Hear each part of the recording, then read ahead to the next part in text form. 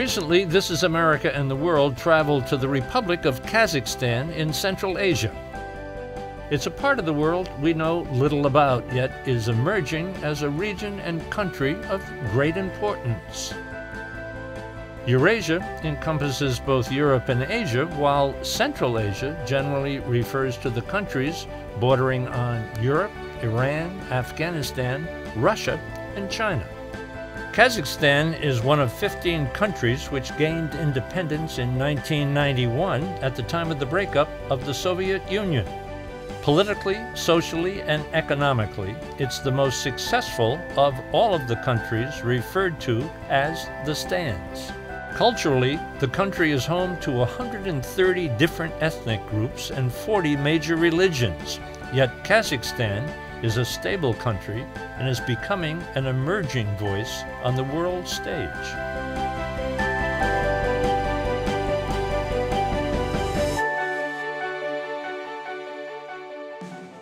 This is America and the World is brought to you by the National Education Association, the U.S.-China Education Trust, and F.Y. Chang Foundation, guided by Ambassador Julia Chang Block, President. The League of Arab States, representing 350 million people in 22 member countries. ANA, Japan's largest airline with an extensive network throughout Asia. Japan, history, hospitality, and advanced technology. Sharing tomorrow. The Petroleum Group, expertise with integrity in the fields of oil and gas, exploration and production, energy, and infrastructure. The Republic of Kazakhstan, a rich history and a future of development and growth. The Rotendaro Family Trust. The Embassy Series, uniting people through musical diplomacy, presenting international artists in diplomatic settings. And Ventana Productions, television facilities, editing, and distribution services. For the opportunity to learn about Central Asia and Kazakhstan from somebody who really knows the region, we were fortunate to be in Kazakhstan at the same time as Ambassador Richard Hoagland. His extensive U.S. State Department credentials include former U.S. Ambassador to Kazakhstan, former U.S. Ambassador to Tajikistan, Deputy U.S. Ambassador to Pakistan, Chargé in Turkmenistan, and Deputy Special Envoy to Afghanistan. We sat down together at the U.S. Embassy in Astana. Mr. Ambassador, it's an honor to sit and talk with you. Thank you very much. I appreciate it. You know this part of the world very, very well. What should we know about this part of the world? Well, when you say I know this part of the world, I began working for the first time in Central Asia in 1993. So that goes back quite a long time. I have worked in 4 of the 5 countries of the region. What should we know about this part of the world? We should know that on the Russian periphery, Central Asia has a real importance along with the European periphery. We should not be ignoring this part of the world, and I don't think that we do. Because of your experience here, the culture, the people, what resonates with you? What resonates with me? Even though this is a very different part of the world, even though it has the history and cultural and political influence of the Russian Empire and then the Soviet Empire, it's still people. And people have common interests all over the world. What we have found over the past 20+ years of independence is that each of the 5 countries here has differentiated itself in different ways. Some governments we work with a little bit better than others, but the people all have common interests, and it's the people-to-people ties that are ultimately most important for the long term. When you say 5 countries, run them down. 5 countries. We are in Kazakhstan. Yes. There is Tajikistan, which is a little bit different from the other countries in the region because it has a Persian culture. It was an outpost of the Persian Empire, and that makes a difference in how people think. There is Kyrgyzstan, which is a mountainous country. There's Uzbekistan, the most populous country in the region. And there's also Turkmenistan on the Caspian Sea. There is some concern in the United States today, or maybe it's a misunderstanding, of the relationship between Kazakhstan and Russia. Can you help us understand? Kazakhstan has deployed something from the beginning they call multi-vector foreign policy. What that means is that there are a number of very powerful key countries in the world, in the region, that they try very hard to balance, and they do it successfully. Primarily, it's Russia, and Kazakhstan and Russia have a longer common border than the United States and Canada has. There's China, the huge rising economic and political power to the east. There's the European Union, and there's the United States, which still plays a role in the world. So when a Ukraine comes along, a Crimea comes along, they're really walking a tightrope, aren't they? They are walking a tightrope.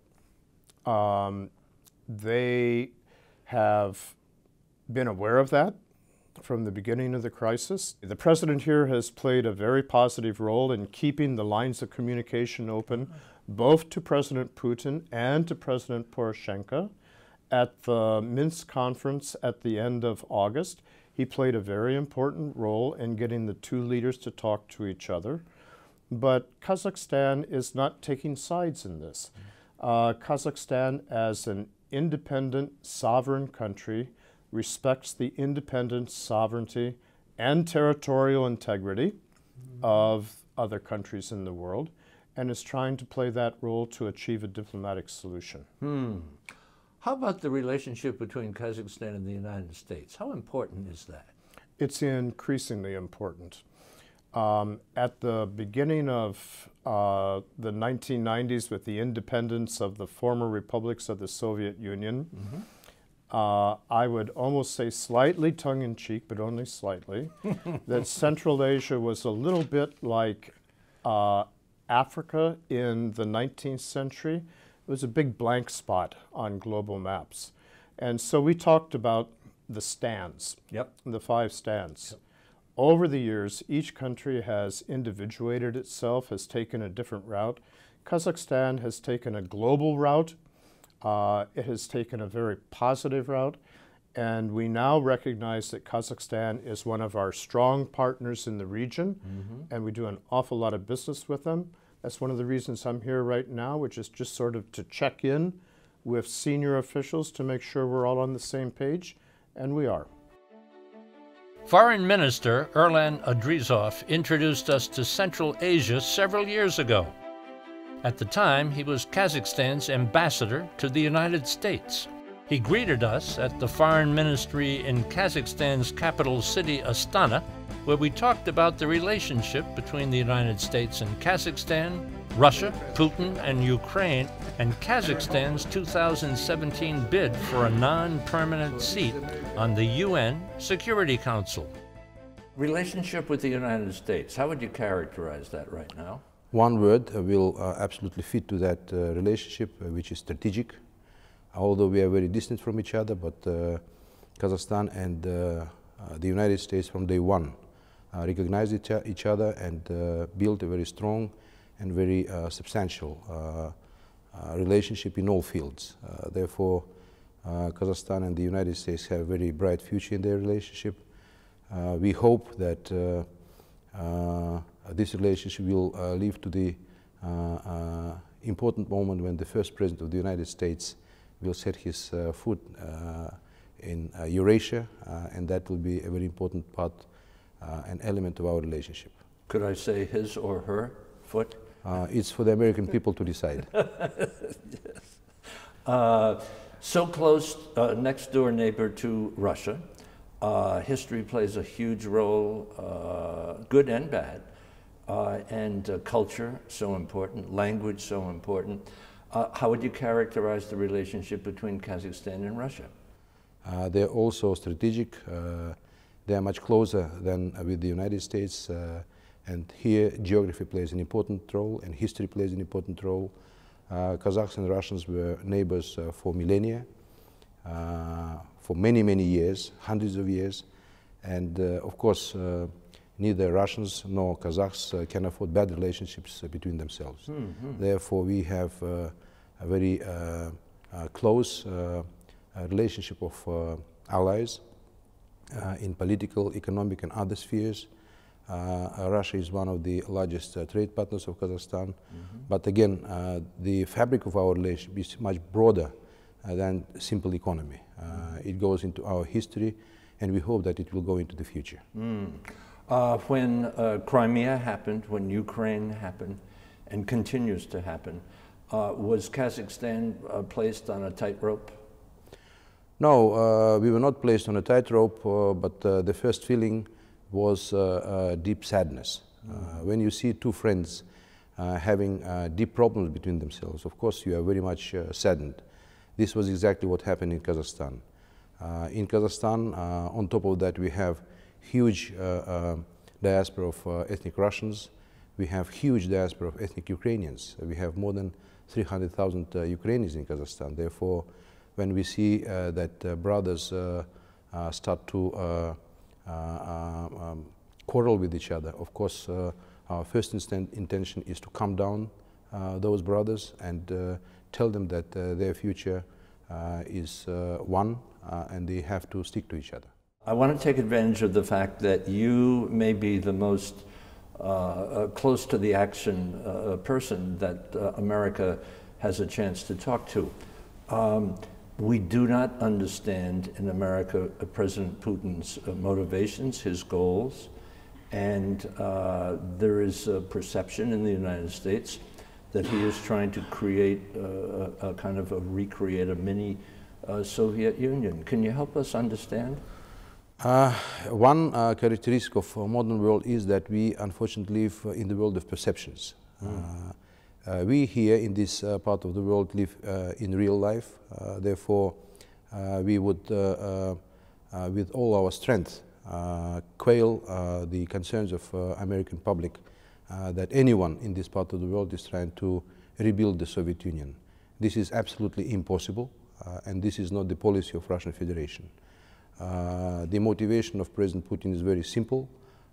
He wants to build strong, prosperous and liberal Russia. I think everyone should support these noble goals, and this is the policy of Kazakhstan. We want to tell that many perceptions which we see outside of this part of the world are mistaken. Therefore, it will be very good if politicians do take the labor of addressing those perceptions and bring back everyone to reality. So you're suggesting we should not be worried? No, in no way. No way. 2017, Kazakhstan has put in a bid to become the non-permanent member of the UN Security Council. Security Council is just a few countries, right? 15. 15? 5 permanent and 10 non-permanent. Okay. If you are there, what role would you play? Well, we are a regional power, emerging regional power. We have a say. We want to have a say in global affairs, in regional affairs. We come from a part of the world which was in oblivion for hundreds of years. Therefore, we want to bring the issues of this, the issues of growth and development of this part of the world to global agenda. Of course, everyone knows Kazakhstan's contribution to global disarmament. Let me remind my American friends that Kazakhstan was number 4 nuclear strong power after the collapse of the Soviet Union. Our nuclear arsenal was bigger than Chinese, French and British put together. 1,400 ICBMs, most deadly ICBMs were located here, and without any hesitation, Kazakhstan got rid of those weapons and made a huge contribution to global peace and security. But we do not want to come only with this non-proliferation agenda. We want to put focus on development issues, and we see the synergy of water, energy and food security. These are the issues which are important for our part of the world. These are the issues which are important for the rest of the world. And we have some experience and we have some say in those areas, in water security, in food security, in energy security, and we want to highlight the importance of these items on the agenda of the Security Council. Well, how would it change the image of Kazakhstan in the world? Well, I hope that our image is very positive, of a growing, emerging, self-confident nation. We hope to improve this image further, and those who do not yet have direct experience of working with Kazakhstan will have a chance to see that our words do not go part with our deeds. We want to prove that this part of the world deserves global attention, and Eurasia and Central Asia are important elements of global architecture. What are we missing when we don't know about Central Asia? What are we missing? Well, there are many things that maybe are being missed. First of all, fantastic history, glorious history. But I think Condoleezza Rice, when visiting Kazakhstan, I think 5 or 6 years ago, put it very eloquently. She said that Kazakhstan and Central Asia, she was referring to Kazakhstan, that our country has a very glorious past, but we have also a very promising future. I think this is what people have to know, that all nations of Central Asia, like in Kazakhstan, dream of a prosperous life. They dream that their kids have predictable future, that they have prosperous lives, secure and peaceful lives ahead of them. Thank you so much. Thank you. Minister, thank you. Kazakhstan is strategically located in Central Asia, and because of its historic and cultural ties to other countries in the region, its economic success, and its visionary leadership, the country has now emerged to play a major role in world affairs. I talked with the chairman of Kazakhstan's Senate and his government office about his worldview, today's major conflicts, and the rewards of confronting their root causes. When they talk about nuclear security, food security, water security, energy security, wrap those all up in a little package for me. What does that mean? It means global security and stability. Unfortunately, we don't have enough stability around the world. Some people argue that there are signs of a new Cold War in the world, in the context of the Ukrainian crisis. I don't believe that we'll be facing the new Cold War, but at the same time, it's very dangerous that we do have now in the world. Big powers like Russia and the United States do not have a common position in the Security Council on the most pressing issues like Syria or Iraq and other problems. It's very much concerning for Kazakhstan particularly, which is located in the Eurasian continent. That's the reason we are insisting on the respect of international laws with regard to the non-proliferation, and that's one of the reasons that we are claiming the non-permanent seat in the Security Council, and we believe that Kazakhstan can contribute to the strengthening of the global security. And I would like just to add that as chairman of the Senate, I'm in charge of hosting the congresses of the religious leaders here, and it is our credo to bring together political as well as religious leaders in order to make them discuss the most pressing issues in the world. The religious leaders should listen to the politicians, as well as politicians should listen and hear the religious leaders. They should come together on the same platform, and Astana is ready to provide its platform to host these congresses in order to make the whole world less dangerous to the people. When you look at the world today, and you look into Syria, you look into Iraq, you look even into Afghanistan, Kazakhstan sits in a very unique position. You mentioned very carefully that at the Security Council, Russia and the United States do not see eye to eye on many, many different things. Yet they are partners in some things as well. So from a geographic point of view, how would you bring these two superpowers closer together? I think that the superpowers should feel their responsibility for the world order.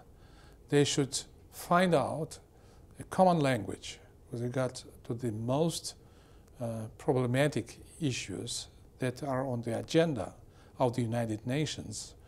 I think that there should be no examples or new examples of the Cold War. There should be no way back to the Cold War. We are on the verge of the progress in the new technologies, new inventions. It should make us more responsible for the world order. But at the same time, it's not about big powers who are members of the Security Council. It's about regional organizations.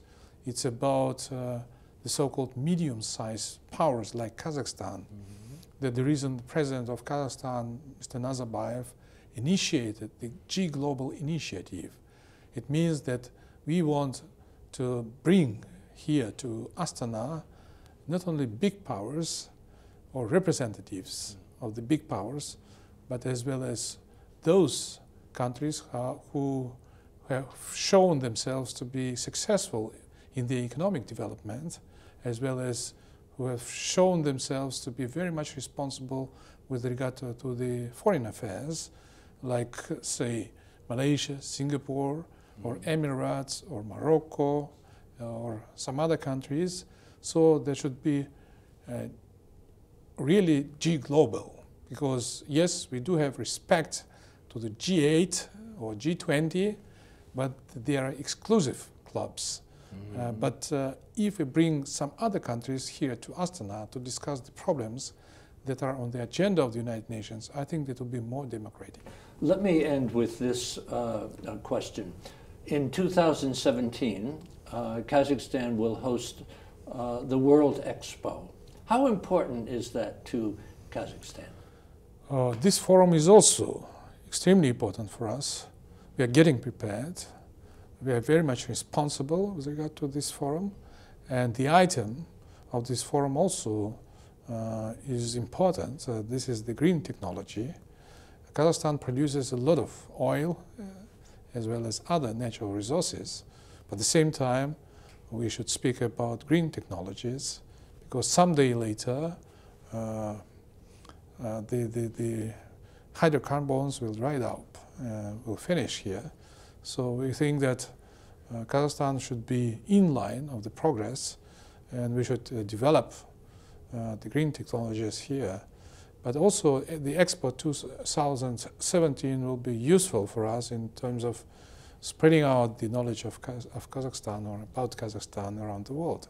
We expect more than 5 million people to come here to visit the exhibition. So I think that it's a challenge for us, but we believe that we'll be able to meet up this challenge. We've here, this is our third visit to Kazakhstan, and we absolutely love your country. Thank you so much. Thank you, Mr. Chairman. Thank you. Thank you very much. Thank you for the education.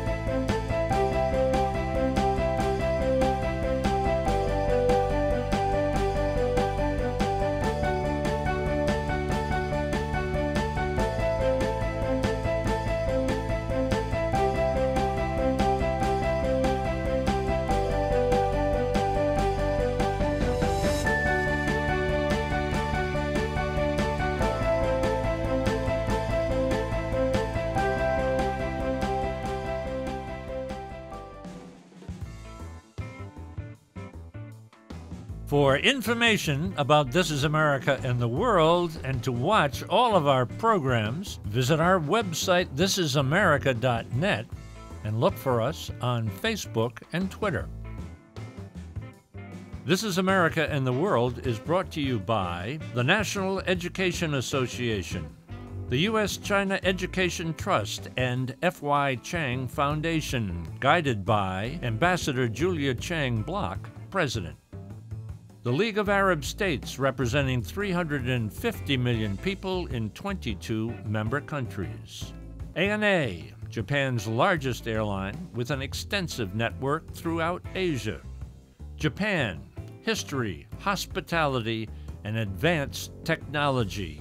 Sharing tomorrow. The Petroleum Group, expertise with integrity in the fields of oil and gas, exploration and production, energy, and infrastructure.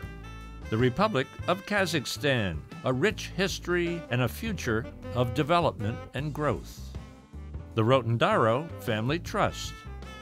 The Embassy Series, uniting people through musical diplomacy, presenting international artists in diplomatic settings. And Ventana Productions, television facilities, editing, and distribution services.